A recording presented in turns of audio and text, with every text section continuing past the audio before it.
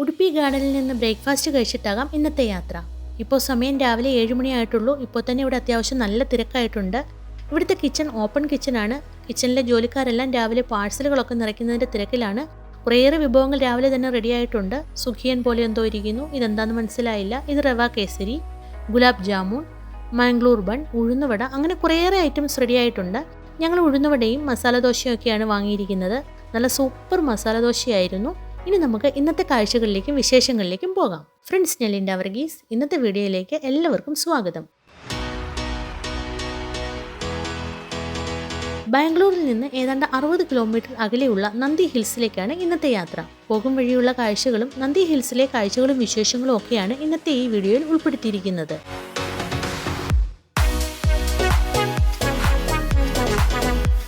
യലഹങ്ക എന്നാണ് ഈ സ്ഥലത്തിന്റെ പേര്. ഈ കാണുന്നത് ബാംഗ്ലൂരിലെ എയർഫോഴ്സ് സ്റ്റേഷനാണ്. കന്യാകുമാരി മുതൽ ശ്രീനഗർ വരെ പോകുന്ന ഹൈവേ NH44 ഇപ്പോൾ പോയിക്കൊണ്ടിരിക്കുന്നത്. അവിടെ ദൂരെയായിട്ട് ഒരു ഫ്ലൈറ്റ് ലാൻഡ് ആകാൻ പോകുന്നത് കാണുന്നില്ലേ? ഇവിടെ തൊട്ടടുത്തായിട്ടാണ് കെമ്പഗൌഡ ഇന്റർനാഷണൽ എയർപോർട്ട്. ഇന്നത്തെ യാത്രയിലെ ആദ്യത്തെ ടോൾ പ്ലാസയിലേക്ക് എത്തിയിരിക്കുകയാണ്. ഇത് നവയുഗ ടോൾ ബൂത്താണ്. എർത്തിഗനഹള്ളി എന്നാണ് ഈ സ്ഥലത്തിന്റെ പേര്.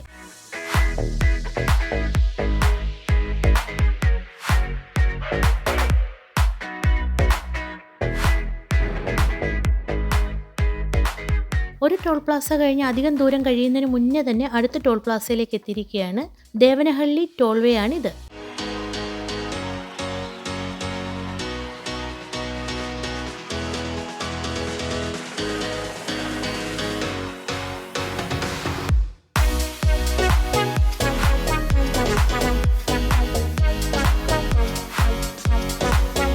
റോഡിന്റെ ഇരുവശവും മനോഹരമായ കൃഷിയിടങ്ങളാണ്. കൂടുതലും റോസാ ചെടികളും ജമന്തി ചെടികളും മുന്തിരിപ്പാടങ്ങളും ഒക്കെയാണ് കാണുന്നത്.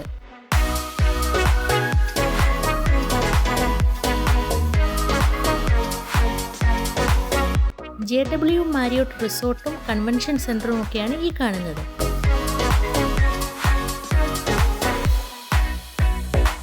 റോഡിന് ഇരുവശത്തും ഇതുപോലെ ധാരാളം യൂക്കാലി മരങ്ങൾ കാണാം. ഇതിനിടയിലൂടെയുള്ള ഈ യാത്ര നല്ലൊരു അനുഭവമാണ്. ദൂരെയായിട്ട് കാണുന്ന ഈ വലിയ മലയാണ് നന്ദി ഹിൽസ്. അവിടേക്കാണ് നമ്മുടെ ഈ യാത്ര. ഇവിടെ ഈ സൈഡിലായിട്ട് കാണുന്ന ഇതെല്ലാം മുന്തിരി കൃഷിയാണ്. കുറെ റൈഡേഴ്സ് വരുന്നത് കാണുന്നില്ലേ? ഇവരൊക്കെ അതിരാവിലെ തന്നെ നന്ദി ഹിൽസിൽ പോയി സൺറൈസ് ഒക്കെ കണ്ടു മടങ്ങി വരുന്നവരായിരിക്കും. നന്ദി ഹിൽസിലേക്ക് രാവിലെ 5:30 മുതലാണ് കയറ്റി വിടുന്നത്. വൈകുന്നേരം 6 മണി വരെ മാത്രമേ പ്രവേശനവുമുള്ളൂ. നന്ദി ഹിൽസിൽ പോയി സൺറൈസ് കാണുക എന്ന് പറയുന്നത് ഒരു പ്രത്യേക അനുഭവം തന്നെയാണ് കേട്ടോ. ഫ്ലൈറ്റിലൊക്കെ യാത്ര ചെയ്തിട്ടുള്ളവരാണെങ്കിൽ അവർക്കൊക്കെ മനസ്സിലാകും. ഫ്ലൈറ്റിൽ യാത്ര ചെയ്യുമ്പോൾ മേഘം താഴെയും നമ്മൾ അതിൻ്റെ മുകളിലൂടെ യാത്ര ചെയ്യുന്ന പോലെയല്ലേ? അതുപോലെയാണ് ഇവിടെയും. മേഘമൊക്കെ താഴെയും നന്ദി ഹിൽസ് അതിനും മുകളിലാണ്. അവിടെ നിന്ന് ആ സൺറൈസ് കാഴ്ച കാണുക എന്ന് പറയുന്നത് വല്ലാത്തൊരു അനുഭവം തന്നെയാണ്. റോഡിന്റെ ഇരുവശവും യൂക്കാലി മരങ്ങളും നല്ല തണലും ചെറിയ ചെറിയ കടകളും ഒക്കെ കണ്ടപ്പോൾ ഇവിടെ വണ്ടി ഒന്ന് നിർത്തി. ഇവിടോട്ട് ഇറങ്ങിയപ്പോഴേക്കും യൂക്കാലിയുടെ നല്ല മണമാണ്. കുറച്ച് സമയം ഇവിടെ ഒന്ന് ചെലവഴിച്ചതിന് ശേഷം വീണ്ടും യാത്ര തുടർന്നു. ഇവിടെ നിന്ന് തിരിഞ്ഞ് നന്ദി ഹിൽസിലേക്ക് പോകേണ്ട ഡയറക്ഷൻ ബോർഡ് ഇവിടെ കാണുന്നുണ്ട്. ഇനി മലകയറ്റമാണ്. വളവും തിരിവും ഒക്കെയുള്ള റോഡുകളാണ് ഇനിയുള്ളതെല്ലാം.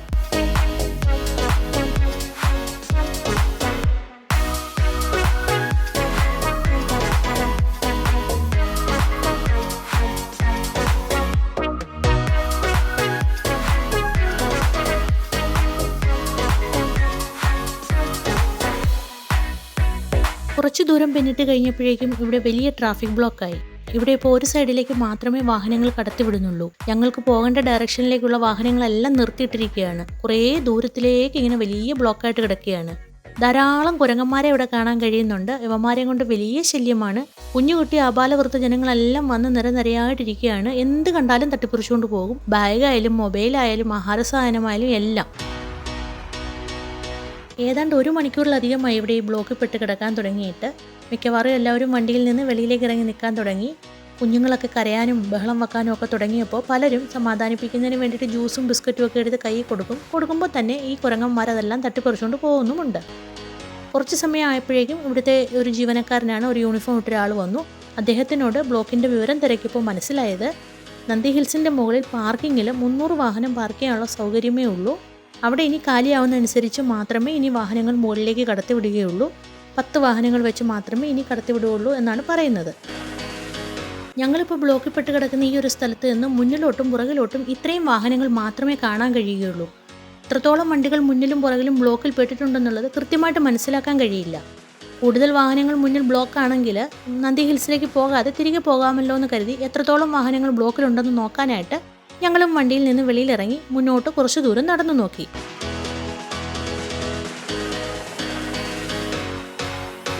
കുറേ ദൂരം നടന്ന് മുന്നേക്ക് വന്നപ്പോഴാണ് ഇവിടെ ബാരിക്കേഡ് വെച്ച് ഇങ്ങനെ ബ്ലോക്ക് ചെയ്ത് വെച്ചേക്കുന്നത് കണ്ടത്. മുകളിൽ നിന്ന് വാഹനങ്ങൾ എത്രത്തോളം താഴേക്ക് പോകുന്നു, അവിടെ പാർക്കിംഗ് എത്രത്തോളം കാലിയാവുന്നു, അതനുസരിച്ച് 10 വണ്ടികൾ മാത്രമാണ് ഇവിടെ നിന്ന് മുകളിലേക്ക് കടത്തിവിടുന്നത്. ഏതാണ്ട് 1 മണിക്കൂറിലധികം ഇവിടെ ഈ ബ്ലോക്കിൽ പെട്ട് കിടക്കേണ്ടതായിട്ട് വന്നു. ഇപ്പോൾ ഞങ്ങൾക്കുള്ള ചാൻസ് കിട്ടിയിട്ടുണ്ട്. ഇപ്പോൾ വിടുന്ന 10 വണ്ടിയുടെ കൂട്ടത്തിൽ ഞങ്ങൾക്ക് മുകളിലേക്ക് പോകാനുള്ള ഒരു അവസരം കിട്ടി. വർക്കിംഗ് ഡേയ്സിൽ വന്നു കഴിഞ്ഞാൽ ഇത്രയും ഒരു പ്രശ്നം വരത്തില്ല. വീക്കെൻഡ് ആയതുകൊണ്ടാണ് ഇത്രയും ബ്ലോക്ക് വരുന്നത്. ഞങ്ങൾ വന്ന ഒരു സൺഡേയിലാണ്. ഇത് കണ്ടില്ലേ, ഓരോരുത്തർ കയറി നിന്ന് ഫോട്ടോ എടുക്കുന്നത്. ഒന്ന് അങ്ങോട്ടോ ഒന്ന് ഇങ്ങോട്ടോ ആയാൽ ഫോട്ടോ പിന്നെ കാണാൻ ആൾ ബാക്കി ഉണ്ടാവില്ല. വേറെ വല്ലയിടത്തും ഒക്കെ ഇടേണ്ടി വരും ഫോട്ടോ, അല്ലേ? ഇങ്ങനെയൊന്നും കയറി നിന്ന് ഫോട്ടോ എടുക്കുകയൊന്നും ചെയ്യരുത്, ഇവിടെ നിന്നും വാഹനം നിർത്തരുതെന്നുള്ള മുന്നറിയിപ്പ് ബോർഡുകൾ ഇവിടെ അവിടെ ഇവിടെയായിട്ടൊക്കെ വെച്ചിട്ടുണ്ട്.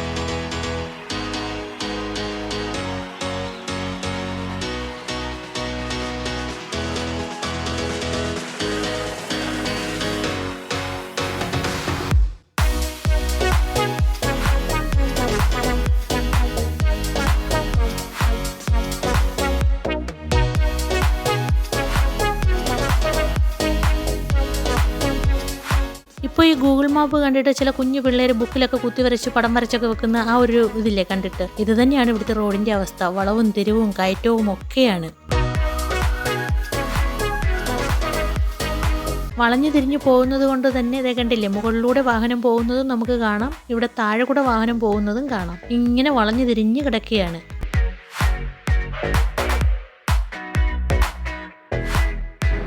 അങ്ങനെ നന്ദി ഹിൽസിന്റെ ഗേറ്റ് കടന്ന് അകത്തേക്ക് കയറി. ടിപ്പു സുൽത്താൻ സമ്മർ ചെലവഴിച്ചിരുന്നത് ഇവിടെയാണ് എന്നാണ് പറയപ്പെടുന്നത്.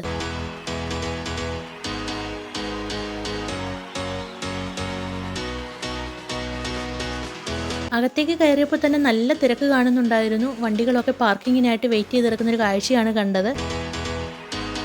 ഇവിടെ 2 വീലർ പാർക്ക് ചെയ്യുന്നതിന് 30 രൂപയും 3 വീലറിന് 40 രൂപയും 4 വീലറിന് 60 രൂപയും ടെമ്പോയ്ക്കും ബസ്സിനും 150 രൂപയുമാണ് പാർക്കിംഗ് ഫീസ്. നമുക്കൊരാൾക്ക് അകത്തേക്ക് കടക്കുന്നതിന് 20 രൂപയാണ് ഇവിടുത്തെ എൻട്രി ഫീസ്. കുറേ സമയം ചുറ്റിക്കറങ്ങി നടന്നതിന് ശേഷമാണ് ഞങ്ങൾക്കും പാർക്കിംഗ് കിട്ടിയത്. വണ്ടി പാർക്ക് ചെയ്തു, മുകളിലേക്ക് കയറുന്നതിനുള്ള ടിക്കറ്റൊക്കെ എടുത്ത് ഞങ്ങൾ നേരെ മുകളിലേക്ക് നടന്നു. അധിക ദൂരം ഒന്നും നടന്നില്ല, കുറച്ചൊന്നും നടന്നിട്ട് താഴേക്ക് നോക്കിയപ്പോൾ തന്നെ ഇവിടുത്തെ പാർക്കിംഗ് കണ്ടപ്പോൾ ഏതാണ്ട് ഒത്തിരി ഉയരത്തിലേക്ക് കയറിപ്പോയതുപോലെ തോന്നുകയാണ്. ഇതൊന്നും ഒന്നുമല്ല, ഇനി ഇവിടുന്ന് കുറേ ഉയരത്തിലേക്ക് പോകാനുണ്ട്. സമുദ്രനിരപ്പിൽ നിന്ന് ഏതാണ്ട് 4850 അടി ഉയരത്തിലാണ് ഈ ഒരു നന്ദി ഹിൽസ് സ്ഥിതി ചെയ്യുന്നത്. ഈ ഒരു ഗേറ്റ് കടന്ന് അകത്തേക്ക് കയറിയാൽ നന്ദി ഹിൽസിന്റെ കാഴ്ചകളിലേക്കാണ് പോകുന്നത്. നേരെ മുന്നിലായിട്ടൊരു പച്ച നിറത്തിലുള്ള ബസ് കാണുന്നില്ലേ, അത് KSTDCയുടെ ബസ്സാണ്. കൂടാതെ ബാറ്ററി ഓപ്പറേറ്റഡ് ബഗ്ഗീസ് ഉണ്ട്. ഇതൊക്കെ വേണമെന്നുണ്ടെങ്കിൽ നേരത്തെ നമ്മൾ ബുക്ക് ചെയ്യേണ്ടതായിട്ടുണ്ട്. കൂടാതെ വളരെ കൃത്യമായിട്ട് ഓരോ സ്ഥലത്തും എന്തൊക്കെയാണ് ഉള്ളത് എന്നുള്ള ഡയറക്ഷൻ ബോർഡുകൾ വെച്ചിട്ടുണ്ട്. ഈ വെള്ളപ്പൂക്കൾ കാണാൻ നല്ല ഭംഗിയുണ്ടല്ലേ, കോളാമ്പി കണക്കിരിക്കുന്നു.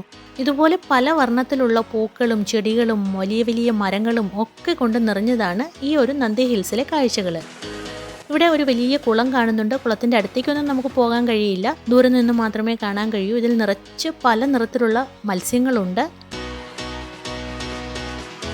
ഈ മരങ്ങളൊക്കെ കാണുമ്പോൾ തന്നെ മനസ്സിലാവില്ലേ, വർഷങ്ങൾ പഴക്കമുള്ള മരങ്ങളാണ്. നല്ല തണലും നല്ല തണുപ്പുമുള്ളൊരു സ്ഥലമാണിത്. ഞങ്ങൾ വന്നപ്പോൾ ചെറിയ ചൂടും വെയിലും ഒക്കെ ഉണ്ടായിരുന്നെങ്കിലും വലിയ കുഴപ്പമില്ലായിരുന്നു. കണ്ടില്ലേ, കോൺ ഐസ്ക്രീമൊക്കെ തട്ടിപ്പറിച്ചുകൊണ്ട് പോയിരുന്ന് നല്ല കാര്യമായിട്ട് കഴിക്കുന്നത്. ഒരു സാധനം നമ്മുടെ കയ്യിൽ വെക്കാൻ സമ്മതിക്കില്ല. ഈവൻ മൊബൈലാണെങ്കിൽ പോലും ഇവന്മാർ തട്ടിപ്പറിച്ചുകൊണ്ട് പോകും. ആ ഒരു കാര്യത്തിൽ നമ്മൾ പ്രത്യേകം ശ്രദ്ധിക്കണം.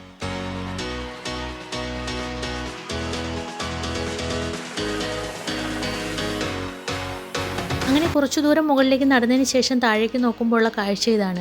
ബാംഗ്ലൂർ മുഴുവനും നമുക്കിപ്പോൾ കാണാൻ കഴിയും. അതുപോലെ നല്ലൊരു വ്യൂ ആണ്. സൺറൈസ് സമയത്തൊക്കെ ഇവിടെ വരികയാണെങ്കിൽ നല്ല കാഴ്ച തന്നെയായിരിക്കും.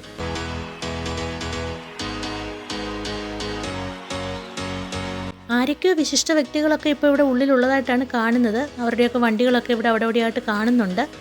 നമുക്കും വണ്ടികൾ വേണമെങ്കിൽ അകത്തേക്ക് കൊണ്ടുവരാം. പക്ഷേ നേരത്തെ ബുക്ക് ചെയ്യണം ഇവരുടെ സൈറ്റിലൂടെ. www.kstdc.co എന്ന ആ ഒരു സൈറ്റിലൂടെ വേണം നമ്മൾ ബുക്ക് ചെയ്യാനായിട്ട്.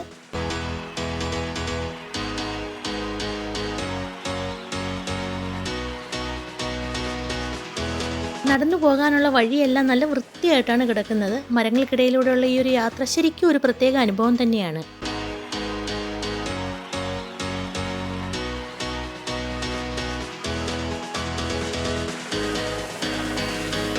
ഇനി കുറച്ച് സമയം റെസ്റ്റ് എടുത്തിട്ട് ബാക്കി ചുറ്റും നടന്ന് കാണാമെന്ന് കരുതി ഇവിടെ ഒന്നിരുന്നു. ഇവിടെ ഇരുന്ന് മുന്നോട്ട് നോക്കുമ്പോൾ ഈ ചുറ്റുമുതൽ നിറയെ ലവേഴ്സിന്റെ പേരുകളും ലവ് ചിഹ്നങ്ങളും കൊണ്ട് ആകെ കുത്തിവരച്ച് വൃത്തികേടാക്കി വെച്ചിരിക്കുകയാണ്.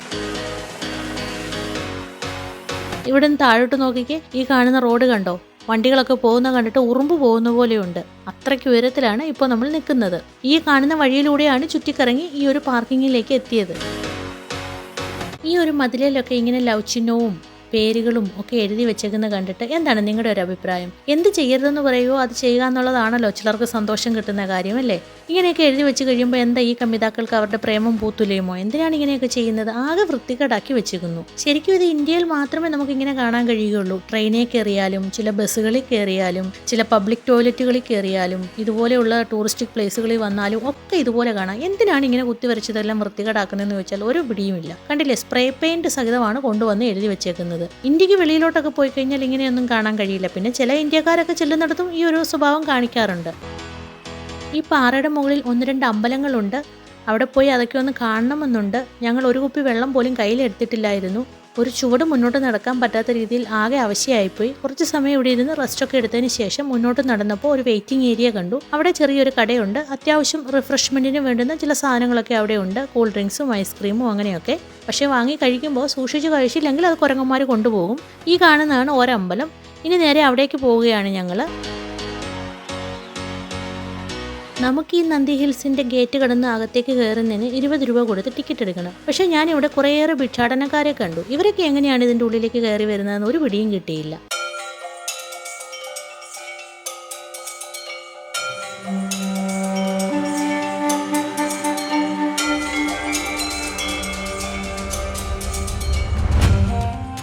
ഇതാണ് ഇവിടുത്തെ മെയിൻ ആയിട്ടുള്ള ടെമ്പിള്. ഇതിന്റെ ഉള്ളിലേക്ക് കയറുന്നതിന് 15 രൂപ കൊടുക്കണം. 4 വശവും ചുറ്റുമതിലോട് കൂടിയ ഒരു ടെമ്പിളാണിത്. ഞങ്ങൾ ഈ ക്ഷേത്രത്തിന്റെ ഉള്ളിലേക്ക് കയറിയില്ല. അതിന്റെ സൈഡിലൂടെ നടന്ന് മറുവശത്തേക്ക് വന്നപ്പോൾ ഇവിടെ ടെമ്പിളിന്റെ പേരൊക്കെ എഴുതി വെച്ചിട്ടുണ്ട്. യോഗ നന്ദീശ്വര സ്വാമി ടെമ്പിൾ എന്നാണ് ഈ ഒരു ക്ഷേത്രത്തിന്റെ പേര്. ഈ കാണുന്നത് ടോയ്ലറ്റുകളാണ്. നല്ല വൃത്തിയുള്ള ടോയ്ലറ്റ് സൗകര്യങ്ങളാണ് ഇവിടെ ഉള്ളത്. അവിടെ ഇവിടെയായിട്ട് കുറേ വ്യൂ പോയിന്റുകളുണ്ട്. പിന്നെ ഒരു പഴയ കെട്ടിടം കാണുന്നുണ്ട്. ടിപ്പു സുൽത്താന്റെ കാലത്തുള്ള കെട്ടിടമാണെന്നാണ് പറയപ്പെടുന്നത്. ഈ വ്യൂ പോയിന്റിലേക്ക് കയറുന്ന സ്റ്റെപ്പും ഇവിടുത്തെ നടപ്പാതയും സൈഡും ഒക്കെ ഇരുമ്പ് കമ്പികൾ കൊണ്ടാണ് നിർമ്മിച്ചിരിക്കുന്നത്. ഈ വ്യൂ പോയിന്റിൽ നിന്ന് താഴേക്കുള്ള കാഴ്ചകൾ കണ്ടില്ലേ, അതിമനോഹരമാണ്. ബാംഗ്ലൂർ മുഴുവനും വളരെ കൃത്യമായിട്ട് ഇവിടെ നിന്ന് കാണാൻ കഴിയും. വെയിലുള്ള സമയമായിട്ട് കൂടിയും ഇത്രയും നല്ലൊരു കാഴ്ചയാണ്. അതിരാവിലെയൊക്കെ സൺറൈസിന്റെ സമയമൊക്കെ ആണെന്നുണ്ടെങ്കിൽ നല്ല മൂടൽമഞ്ഞൊക്കെ ഉള്ള സമയത്ത് വളരെ നല്ല ഒരു അനുഭവമായിരിക്കും നമുക്ക് ഇവിടെ നിന്ന് കിട്ടാൻ പോകുന്നത്.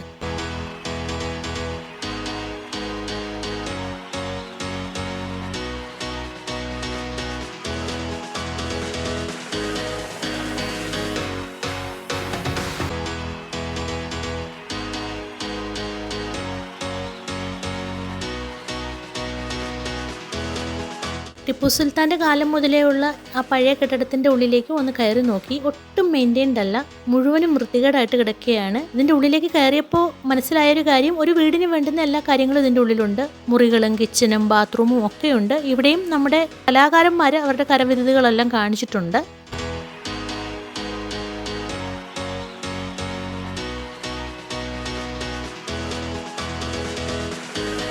അങ്ങനെ കുറച്ചധികം സമയം നന്ദി ഹിൽസിൽ ചിലവഴിച്ച് നന്ദി ഹിൽസിലെ കാഴ്ചകളൊക്കെ കണ്ട് അവിടെ നിന്ന് ഇറങ്ങി.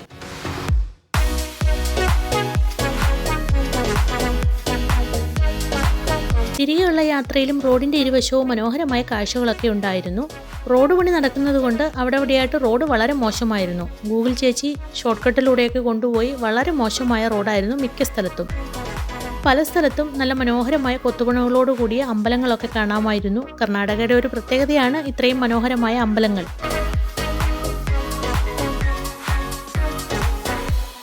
കുറേ ദൂരം റോഡിൻ്റെ അവസ്ഥ ഇത് തന്നെയായിരുന്നു. വളരെ മോശമായിരുന്നു. റോഡിൻ്റെ ഇരുവശവും മിക്ക സ്ഥലങ്ങളിലും ഈ കാണുന്നത് പോലെ തെങ്ങിൻ തോപ്പുകളാണ് കാണാൻ കഴിയുന്നത്.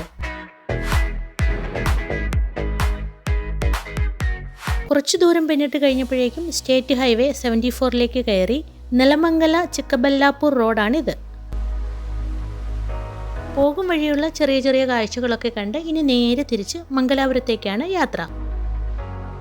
നെലമംഗല ദേവിഹല്ലി എക്സ്പ്രസ് വേയിലെ ഒരു ടോൾ ബൂത്താണിത്.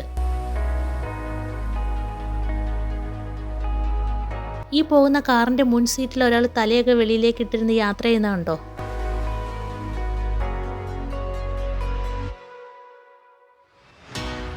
ഇവിടെ ഒരു ഗ്യാസ് ഫില്ലിംഗ് സ്റ്റേഷനുണ്ട്. കണ്ടില്ലേ, കുറേ ഗ്യാസ് ടാങ്കറുകളും ഗ്യാസ് സിലിണ്ടറുകൾ കയറ്റുന്ന വണ്ടികളൊക്കെ കിടക്കുന്നത്.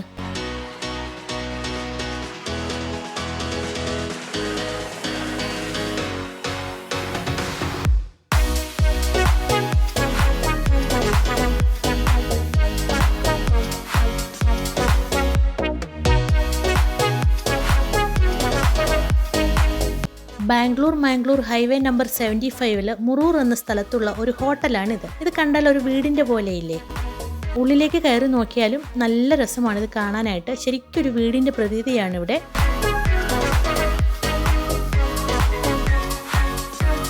ഞങ്ങളിവിടെ നിന്ന് ഉച്ചഭക്ഷണം കഴിക്കുന്നതിന് വേണ്ടിയിട്ട് കയറിയതാണ്. ചിക്കൻ ബിരിയാണിയും നാടൻ ഊണും ഒക്കെയാണ് വാങ്ങിയത്. നല്ല ഭക്ഷണമായിരുന്നു. അങ്ങനെ ഉച്ചഭക്ഷണമൊക്കെ കഴിച്ച് അവിടെ നിന്നിറങ്ങി വീണ്ടും ഞങ്ങളുടെ യാത്ര തുടരുകയാണ്. മനോഹരമായൊരു യാത്ര തന്നെയാണ്. അധികം ട്രാഫിക്കൊന്നുമില്ലാത്ത ഈ ഒരു റോഡ് നാഷണൽ ഹൈവേ 75 ആണ്. നല്ല നല്ല കൃഷിയിടങ്ങളും കവുങ്ങിൻ തോപ്പുകളും തെങ്ങിൻ തോട്ടങ്ങളും ഒക്കെ കൊണ്ട് റോഡിൻ്റെ ഇരുവശവും മനോഹരമായ കാഴ്ചകൾ തന്നെയാണ്. അധികം വീടൊന്നും കാണാനില്ല, എന്നാലും അധികം ട്രാഫിക്കൊന്നുമില്ലാത്ത നല്ല ഈ റോഡിലൂടെ വണ്ടി ഓടിക്കാൻ ഒരു പ്രത്യേക സന്തോഷമാണ് നമ്മുടെ ഡ്രൈവർമാർക്ക്. നീണ്ടു നിവർന്ന് വരയിട്ടതുപോലെ ഇങ്ങനെ കിടക്കുകയല്ലേ റോഡ്. ഞങ്ങളുടെ ഈ ഒരു യാത്രയുടെ കാഴ്ചകൾ മാംഗ്ലൂരിൽ നിന്ന് മൈസൂറിലേക്ക്, മൈസൂരിൽ നിന്ന് ബാംഗ്ലൂരിലേക്ക്, തിരികെ മാംഗ്ലൂരിലേക്ക്. ഈ ഒരു ട്രിപ്പിൻ്റെ കാഴ്ചകൾ പല എപ്പിസോഡുകളായിട്ട് ഇതിനു മുന്നേ അപ്ലോഡ് ചെയ്തിട്ടുണ്ട്.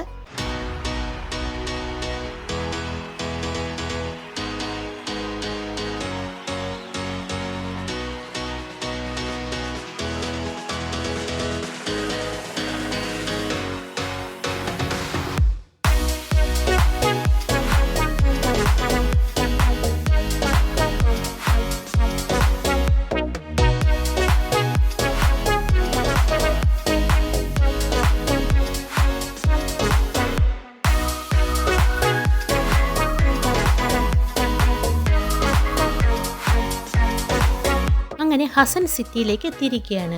ഇവിടെ നിന്ന് ഇനി മുന്നോട്ട് പോകുമ്പോൾ റോഡിന് ഇരുവശവും മുടി വളരുന്നതിന് തേക്കുന്നതിനായിട്ടുള്ള പ്രത്യേകതരം എണ്ണകൾ വിൽക്കുന്നവരെ ധാരാളമായിട്ട് കാണാൻ കഴിയും. ഈ വഴിയിൽ എപ്പോൾ വന്നാലും നമുക്ക് കാണാൻ കഴിയുന്ന ഒരു കാഴ്ചയാണ്.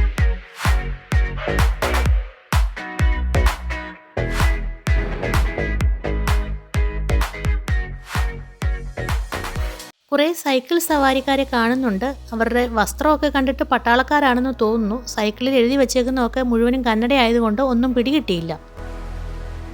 ഇത് കണ്ടില്ലേ, റോഡിൻ്റെ ഇരുവശവും വലിയ ബാനറൊക്കെ വെച്ച് ആൾക്കാരിരിക്കുന്നത്. ഇതാണ് ഞാൻ നേരത്തെ പറഞ്ഞ എണ്ണ വിൽപ്പനക്കാർ. ബെല്ലൂർ എന്ന സ്ഥലത്തിനടുത്ത് ചെറിയൊരു ചായക്കട കണ്ടപ്പോൾ ചായ കുടിച്ചിട്ട് ഇനി യാത്ര തുടരാമെന്ന് കരുതി വണ്ടി നിർത്തി ചായ കുടിക്കാനായിട്ട് കയറി. കയ്യിലൊന്ന് പിടിക്കാനുള്ള വലിപ്പം പോലും ഇല്ലാത്ത അത്രയ്ക്ക് ചെറിയൊരു ഗ്ലാസ്സിലാണ് ചായ കിട്ടിയത്. ചായ കുടിയൊക്കെ കഴിഞ്ഞു വീണ്ടും ഞങ്ങൾ ഞങ്ങളുടെ മംഗലാപുരത്തേക്കുള്ള യാത്ര തുടരുകയാണ്. സൂര്യൻ ദേ അസ്തമിക്കാനായിട്ടൊക്കെ ഇങ്ങനെ റെഡിയായി നിൽക്കുന്നുണ്ട്.